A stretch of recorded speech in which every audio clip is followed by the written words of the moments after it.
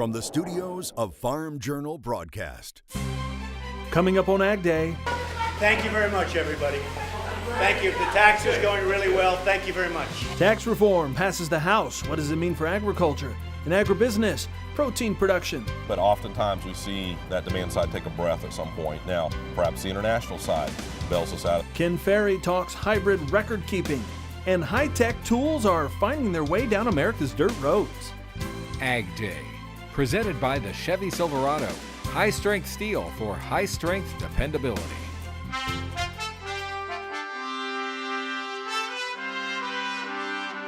Good morning, I'm Clinton Griffiths. Attention turns to the Senate now that the House of Representatives have passed a massive tax overhaul. President Trump made his way to Capitol Hill Thursday to encourage House Republicans to push through the chamber this $1.5 trillion tax package. Now, in the end, the vote was 227 in favor and 205 against. GOP claiming a major legislative victory, making the president's tax plan one step closer to reality.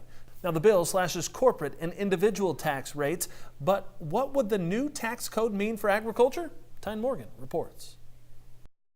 As both the House and Senate versions of tax reform try to survive the budget hatchet in Washington, there are mixed reactions from the field on whether the proposals are good for ag. What we're really seeing is on the Senate side, they have a deduction, and for most farmers, they're going to see a reduction in their tax bill of maybe for their farm income of 10 to 20%, somewhere in there. Over on the House side, the lower income farmers and the higher income farmers will see a reduction. The ones that are in the middle, that 100,000 to 200,000 range, they're actually going to see their tax bill potentially go up almost 10%. So there's going to be winners and losers anytime you're dealing with legislation like this.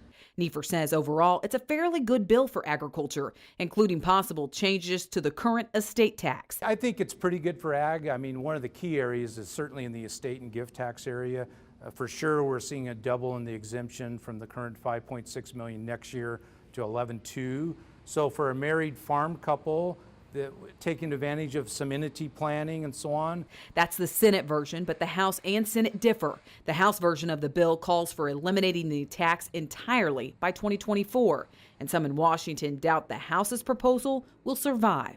Boy, that's a good question. I mean, I guess if I was a betting person, I'd bet it's more likely that it gets doubled rather than it gets repealed, just from the perspective of what is the cost.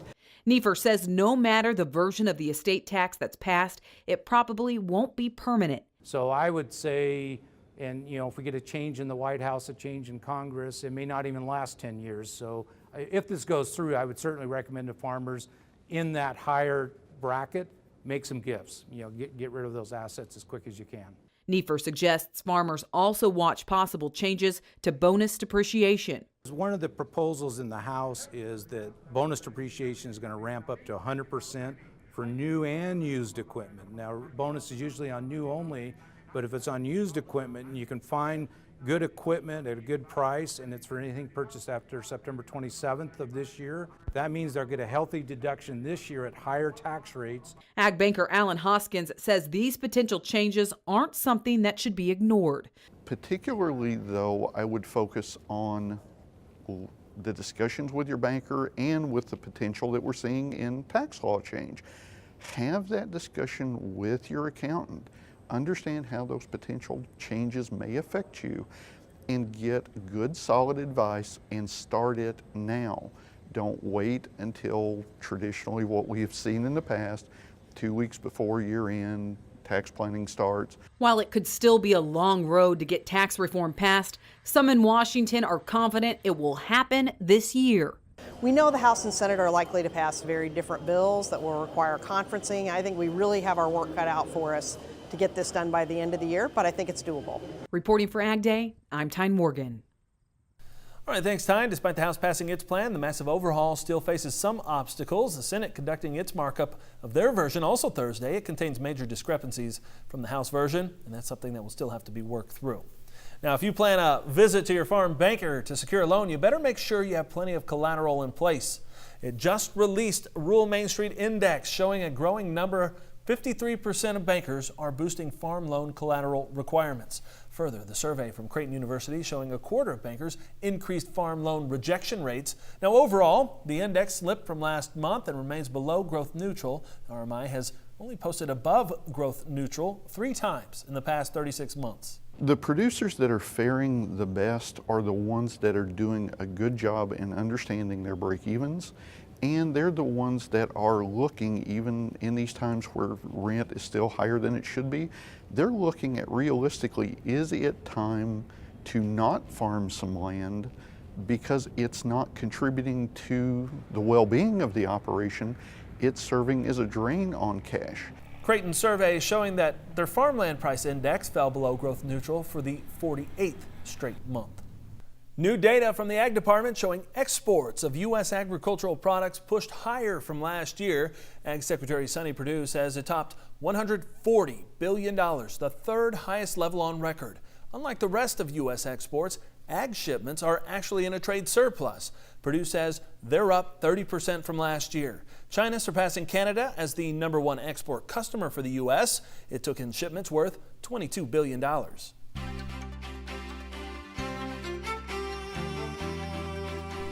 Mike Hoffman joining us again this morning for today's crop comments. Hey there, Mike. Good morning, Clinton. Corn harvest is pretty much wrapped up in western Kansas. The Garden City Co-op shared this photo with us on Twitter.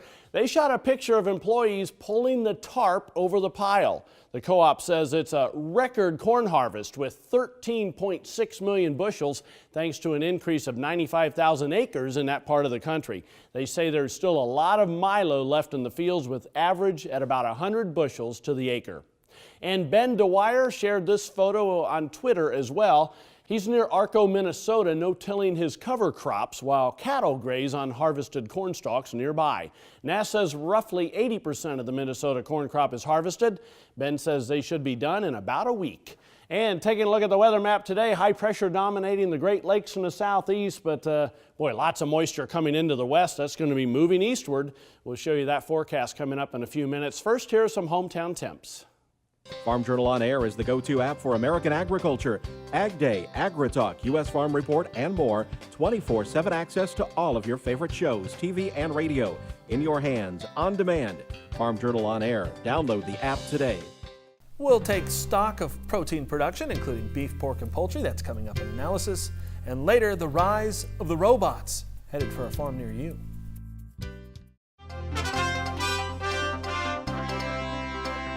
Agribusiness stocks were climbing while commodities fall during that trading session Thursday. Let's see how things closed in the floor this evening. The soybean market traded both sides of unchanged here on Thursday. A generally weaker tone really since last week's USDA report. Last week the USDA told us that the yield number was unchanged versus the previous month. A lot of traders had expected a decline, so because of the higher than expected yield number, the bean market's been under a little bit of pressure here. South American weather and production prospects will have a lot to do with what happens in the market here and will drive export demand one way or the other, I think.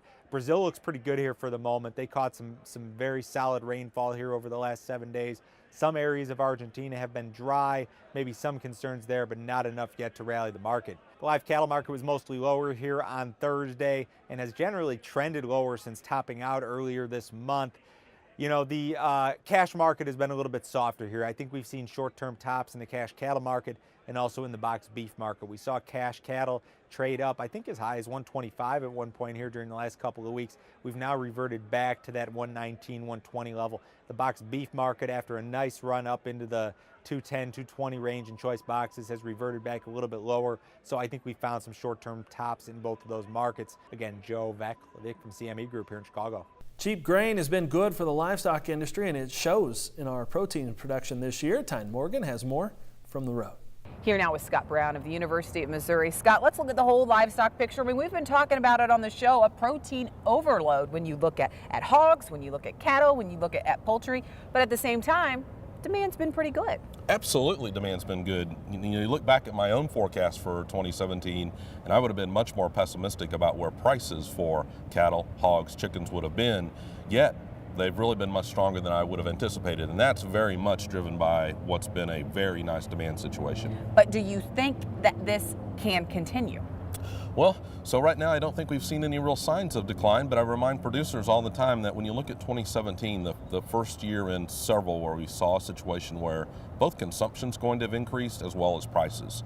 It doesn't occur very often and only with stronger demand, and we have never seen back-to-back years of that occur. So I worry going into 2018 that there's a little more weakness coming. Yeah, because at the same time, it's like this growing herd isn't slowing down. So we are starting to see a little bit on the beef cow side, and I think it takes time before we're going to get there. And I'm thinking 2019 and beyond, but more heifers in the feed yard, increase in beef cow slaughter, I think that's all helpful to slow down the beef side, but pork's going to continue to expand in 2018. How much more do you think domestic demand can actually grow? We seem to be in a very different situation, and we've seen a longer growth, but oftentimes we see that demand side take a breath at some point. Now, perhaps the international side bails us out as we look ahead in 2018 as well. But if this dollar continues to climb, will that weigh on could that weigh on exports? Or I mean, it hasn't really. You know, we look last year and some strong U.S. dollar index values. Yeah, it really didn't impact exports that much. Yeah, so I will say, you know, we are seeing a little bit of slowdown already, especially on the pork side, and we really need strong exports now. I remind us all the time, let's make sure we don't lose any export markets right now in this supply situation we're in. Yep, and exactly at a time where we're trying to negotiate some of those deals. All right, Scott, thank you so much for joining us. You bet. We'll take a quick break, and then we'll be back with more Ag Day. Receive a free trial of the Daily Grain Plan newsletter from Roach Ag Marketing. Text Roach to 31313. Start your subscription today by texting Roach to 31313. Ag Day weather, brought to you by Kawasaki and the new Mule Pro FXR side-by-side. Ride like a boss with high-end styling and rugged capability. Welcome back to Ag Day. Meteorologist Mike Hoffman. Mike, as we look at this weather map, it looks like, you know, later this week, this storm really going to work its way across the country. And it's going to put down a lot of moisture for folks maybe still trying to get that last bit of harvest in, especially across the central and northern plains. In the meantime, though, there's not a lot of moisture in the plain states. As you can see, there's this Gulf moisture coming northward to the west of the high pressure systems, but it's going to take a while to moisten up to where we actually start getting a lot of rain with it. Because right now, high pressure dominating the Great Lakes and the southeast, still some lingering snow in New England from the previous storm system. Putting the maps into motion as we head through later today, we'll start to see rain and snow break out in the western Great Lakes, and then some rain showers down along the front toward the area of low pressure, but still not a lot farther to the south. Lingering snow across the inner mountain regions of the Rockies, but that will be falling apart as we head through tonight. Now, tonight, widespread rain, southern Great Lakes, northern portions of the Ohio River Valley, but you can see how very little moisture gets caught up along this front through the southern plains and the southern Mississippi Valley, at least through the morning hours tomorrow. Then as we head through tomorrow, the first day of the weekend, you can see the showers and even some thunderstorms start to develop from West Virginia all the way down to Louisiana. Lots of rain and snow farther north with that area of low pressure, but behind it, huge domes of high pressure coming in to dominate. This one's fairly cold air too, as you'll see on the temperature maps. Let's check out precipitation estimates over the past 24 hours. You can see some still lingering in New England. A lot of moisture out west, adding in the next 36 hours. You can see how once we get into the plains, you have this area of dryness where the Gulf moisture hasn't gotten involved with the system. And it's really just kind of left the moisture back in the Rockies coming in with the storm itself. But parts of the Ohio Valley, especially Indiana, Ohio, into western Pennsylvania, going to end up with 1 to 1.5 inches of rain, it looks like. As far as snowfall is concerned, most of it's in Canada or in the higher elevations out west over the past 24 hours. Adding in the next 36, you can see how we will add some through the northern Great Lakes and eventually a little bit in New England, but most of this system really for the lower 48 east of the Continental Divide is in the form of rain. As far as temperatures go, 70s and 80s this afternoon from Kansas southward, but farther north we'll look at some 40s, which isn't too bad for this time of the year through the northern plains. Lows tonight still going to be mild from St. Louis southward, but turning a lot colder across the northern plains, and you'll see steady temperatures tomorrow in the upper 20s, lower 30s in the far northern plains, still 70s farther south. Here's the jet stream. You can see how we try to warm things up for a while, then we get this pretty good push of cold air with the trough coming through over the weekend. Another trough settles in as we head toward Thanksgiving Day, so the east is going to be fairly cold over the next week. That's a look across the country. Now let's take a look at some local forecasts. We head to Fresno, California, first of all, maybe a morning shower, then some afternoon sunshine, high of 63. Fargo, North Dakota, morning snow tapering off to flurries with a high of 37.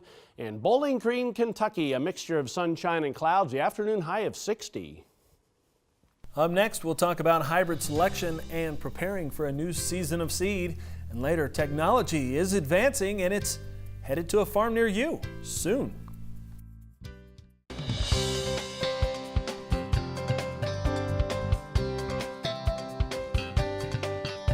Farm Journal College TV is brought to you by Instinct and N-Serve. Maximize every nitrogen application so your crops deliver the max in return. Learn more at maxinmaxout.com. On Farm Journal College TV, as you begin to think about seed for next season, Farm Journal field agronomist Ken Ferry reminds you to keep a record of your plants for the future.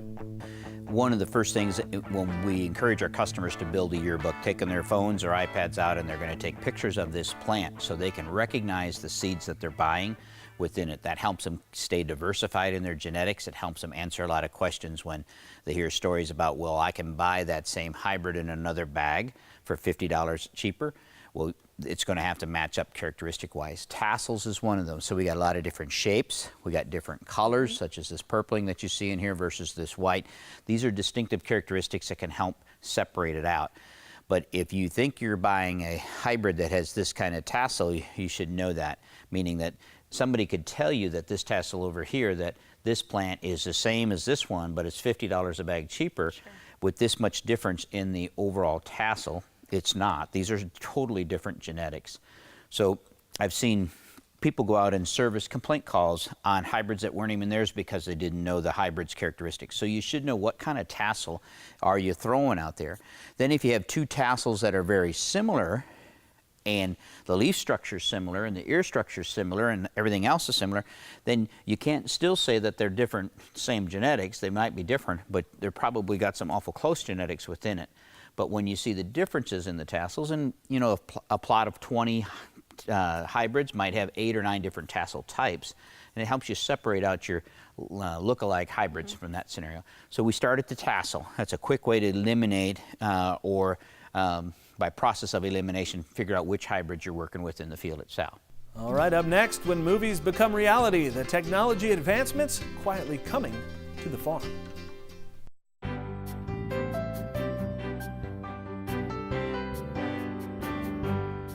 In the country. Brought to you by Kubota.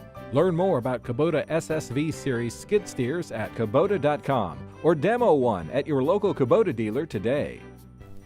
I've always thought my grandparents were possibly witness to the greatest technological changes in human history, from horses to cars, from the earth to the moon, paper and pen to handheld computers and the internet. It's amazing how far we've come since the 1920s, but have you noticed the major technological jumps happening right now?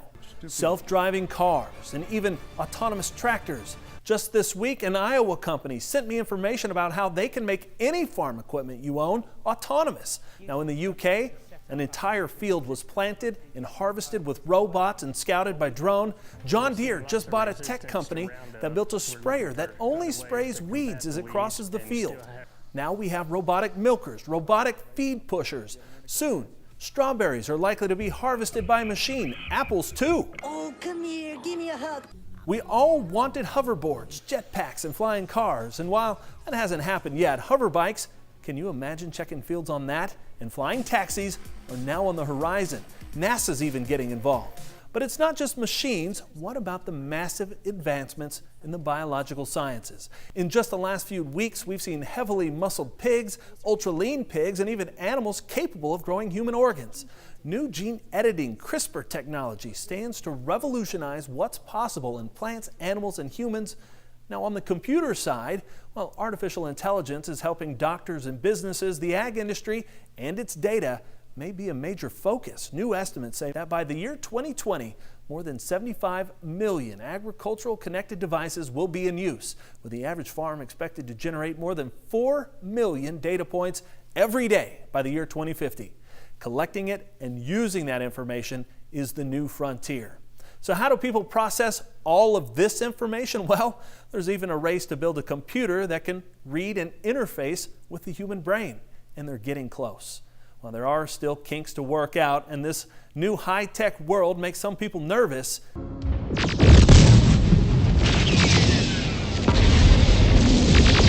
It may be warranted. Like the horses left in the automobile's dust, these changes aren't slowing down, and it's our job to keep up, just like our grandparents did. That's the future. And that's all the time we have this morning. We're sure glad you tuned in. Start your day with us. From all of us here at AgDay, I'm Clinton Griffiths. Have a great day. AgDay, brought to you by Ram Commercial, America's longest lasting heavy-duty pickups.